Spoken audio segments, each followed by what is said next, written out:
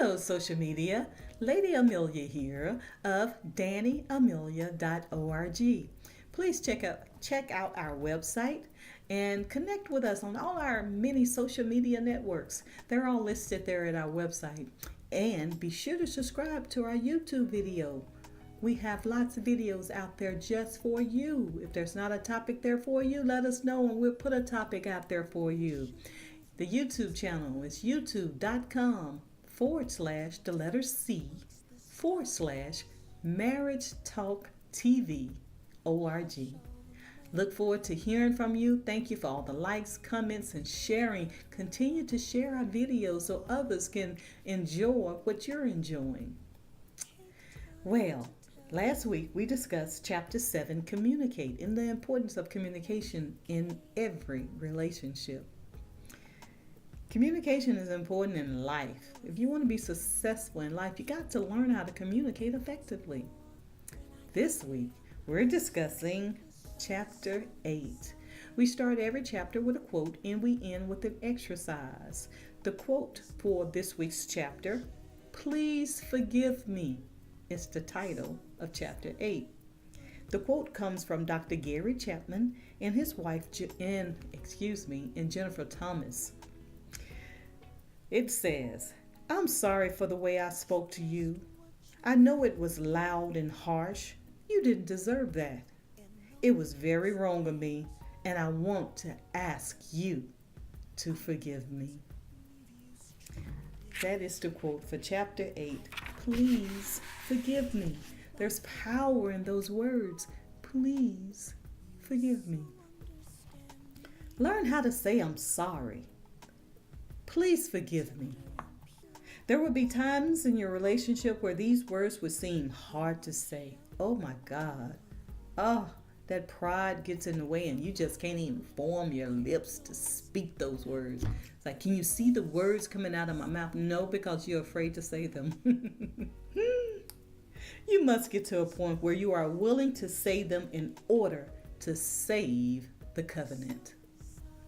The covenant of marriage. That was Chapter 1, covenant of marriage. Sometimes offense comes without warning or prior knowledge.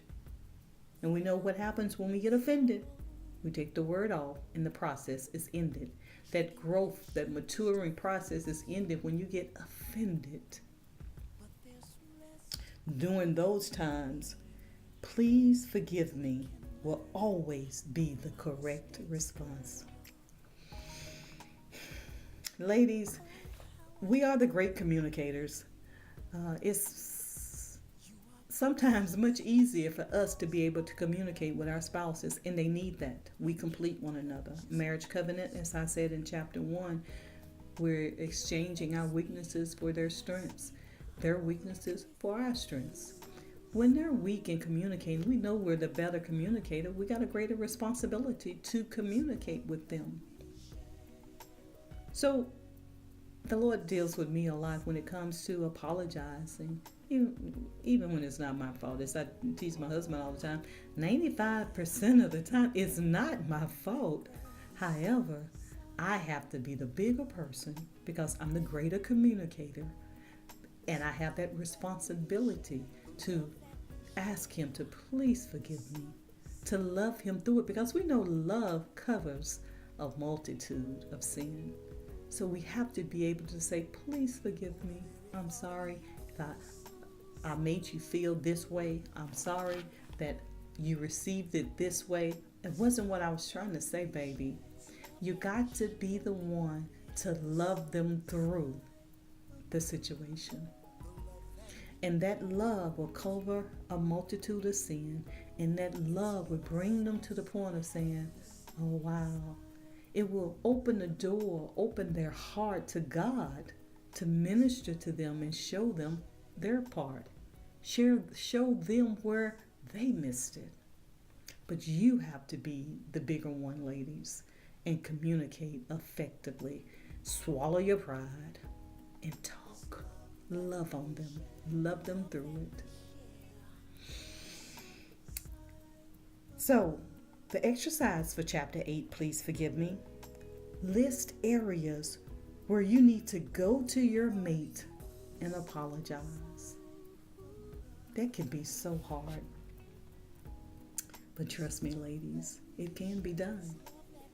Regardless of how, and let me put this note in there, we're not talking physical abuse or emotional abuse, abuse of any kind. We are not condoning abuse of any kind. If you are in an abusive situation, get out now.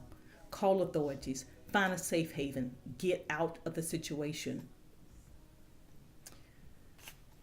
But in marriage, there will be areas that's not abusive, that's painful, that's growing pains, maturing pains, pains of change. And we have to be the bigger person to love them through that situation. We can influence that man to do good or to do bad. As the world says, we can make or break a man. It's true. But we have to be the bigger person and love them through their situation. Trust me, it can't be compared to the glory that will be revealed in your marriage.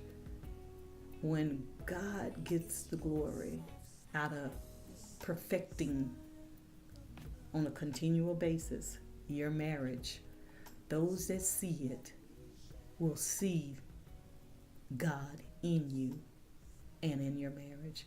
And it'll make a difference in their lives. Trust me. So that ends chapter 8. Just giving you a little taste as to what to expect when you publish our new book, 10 Things You Must Do Before and After I Do.